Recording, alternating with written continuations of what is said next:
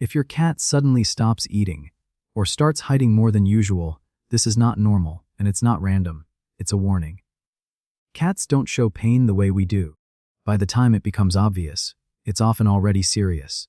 So instead, they send small signals, changes in behavior most people ignore, until it's too late. Think about the last few days with your cat. Did you notice any of these moments? An almost trance, like focus on playing with a piece of string or yarn. As if something deeper than play had taken over. Your cat suddenly avoiding a room they used to love, hesitating at the doorway, then turning away, becoming what we call a finicky eater, refusing their regular food, walking away from the bowl, a brief flinch when you touched near their mouth, during an otherwise peaceful petting session, a gradual increase in sleeping, hiding in quiet places more often, an intense focus on the world outside windows and balconies, watching for hours with an energy that feels different from simple curiosity. These moments seem random, unconnected. Most of us don't think twice about them. But what if they aren't random at all? Most cat owners assume these behaviors mean very simple things. My cat is just playing. My cat is being picky today. My cat is getting older, so they sleep more. My cat is just watching birds. On the surface, these explanations make sense. Cats do play. They can be particular about food. They do sleep more as they age. But this assumption overlooks something fundamental. That if a cat seems calm, if they're still eating, if they're still purring. The assumption that everything must be fine. Cats are masters of disguise, not intentionally, not to deceive us. They are hardwired by millions of years of evolution to hide anything that might make them look vulnerable. The first visible sign of a problem is rarely the first sign of a problem at all. In 2011, a team of researchers at The Ohio State University published a study.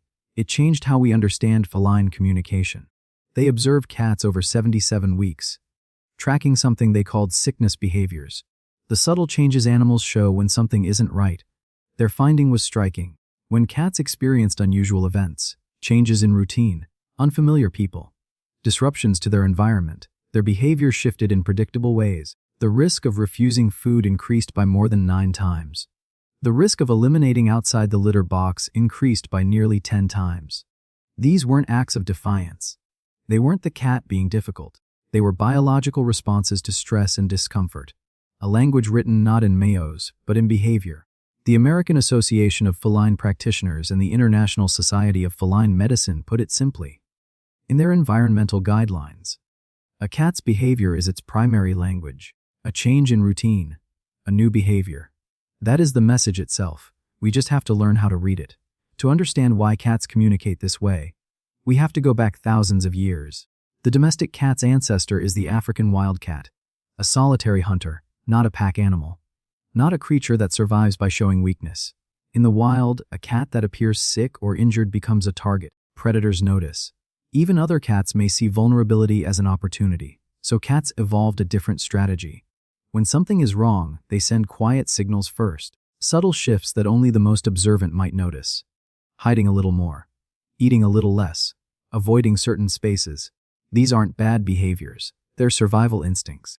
They're the cat's way of saying something is wrong, without making themselves vulnerable. The challenge is that we share our homes with an animal wired for survival, in a world that no longer exists, and sometimes the signals they send get lost in translation. Let's look again at those 6 behaviors, this time through a different lens. String and yarn obsession. We see play. But the cat's message might be different. The AAFP guidelines identify something they call Pillar 3, the need for predatory play. When a cat's hunting instincts aren't met through appropriate outlets, those instincts get redirected toward string, toward yarn, toward anything that moves like prey. The message is simple. My need to hunt is overwhelming, and I don't have the right outlet for it. And here's where it becomes serious. When a cat plays with string, their tongue is covered in backward-facing barbs. It makes it nearly impossible to spit out. Once swallowing begins, instinct takes over. A 2015 case report documented a sewing needle and thread. It migrated from a cat's mouth all the way to the eye socket, traveling through the skull. What looks like play can become a medical emergency in hours. Avoiding a specific room. We assume preference. The cat just doesn't like that space. But Pillar 5 of the AAFP guidelines emphasizes something we rarely consider. The cat's sense of smell is their primary way of understanding safety. Their world is built on scent. When a room suddenly smells wrong, when essential oils, diffusers, or strong cleaners alter the chemical landscape, the cat's message is clear. This part of my territory no longer feels safe. A 10-year study of 443 cases found something important. Tea tree oil, even when used intentionally by well-meaning owners, caused severe neurological signs in cats: ataxia, lethargy, tremors, coma in some cases. The cat wasn't avoiding the room because they were being difficult. They were avoiding it because it smelled like danger. Refusing food. We call it pickiness. But the cat may be saying something else entirely. A comprehensive review of household food toxicities was published in Frontiers in Veterinary Science. It outlines the danger. Onions are toxic to cats at just 5 grams per kilogram. Garlic. Raw bread dough rises in the warm stomach and ferments into alcohol. Grapes and raisins have no established safe dose. They can cause acute kidney failure from just a handful. When a cat refuses food, they may be signaling nausea. Or they may have already learned, instinctively, that something they ate made them feel terrible. Irritability when touched near the mouth. We think mood swing. But the message might be pain. A 2025 study used advanced CT scans on over 300 cats. It revealed something startling. 41.4% of cats had hidden ear disease. No external symptoms, no head shaking, no visible discomfort. Just changes deep in the ear canal. Changes that only advanced imaging could detect. Dental disease is similarly common. By age 3, 70% of cats have some form of dental problem. The bacteria from infected gums don't stay in the mouth. They enter the bloodstream. They travel to the heart, the kidneys, the liver. When a cat flinches at your touch near their mouth, they aren't being irritable. They're telling you something hurts. Increased hiding and lethargy. We blame age. But the message may be vulnerability. A 2022 review of kidney disease biomarkers found something concerning. Traditional tests miss early stages of renal failure. By the time creatinine levels rise, 75% of kidney function may already be lost. Newer biomarkers can detect risk a full year in advance. But only if we're looking. When a cat hides more, sleeps more, withdraws from interaction, they're conserving energy. They're doing what their wild ancestors did when fighting an internal battle. They're saying, as clearly as they can, I am too weak to pretend I'm okay. The obsessive focus on windows and balconies, we see curiosity, the cat watching birds. But a 2025 study of 125 high-rise syndrome cases tells a different story. 77% of falls happen in summer. When windows open, 62% happen at night. When owners return home and let in fresh air. The average age of cats who fall is 2.3 years old. Young, curious, driven by instincts they can't control. The message isn't curiosity, it's frustration. It's the conflict between the intense drive to hunt and the confinement of 4 walls. It's the cat saying, my world is too small, and this outlet is dangerously tempting. Take a cat named Oliver. Oliver lived in a quiet apartment with his owner. He was friendly, affectionate, always present. Then, slowly, things changed. He started hiding under the bed, not all day, just for a few hours. Then he stopped jumping onto his favorite windowsill. Then he began refusing his food. His owner thought he was just getting older, becoming more independent. But Oliver wasn't becoming independent. He was in pain. A dental infection had been spreading for months. By the time a veterinarian examined him, the bacteria had already affected his kidneys.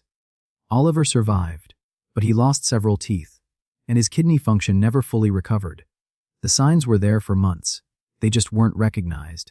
Here's what we often miss. Every single one of these behaviors, every avoidance, every change in routine, every quiet withdrawal, is an act of trust. Think about it. In the wild, a cat that shows weakness makes itself vulnerable. But your cat shows you these small changes anyway. Not because they want to be vulnerable. Because you are their safe space. You are the one person they trust to understand what they cannot say in words. This isn't a list of mistakes you've made. It's a list of secret messages. Your cat has been sending them, hoping you'll be the one who finally listens. There's another layer to this. The AFP guidelines describe how cats create a scent profile of their territory. A chemical map of safety, built through facial rubbing, scratching, sleeping in familiar places. When that profile is disrupted, by new smells, by unfamiliar objects, by changes in routine, the cat's sense of security fractures. This is why punishing these behaviors never works. You can't punish an instinct.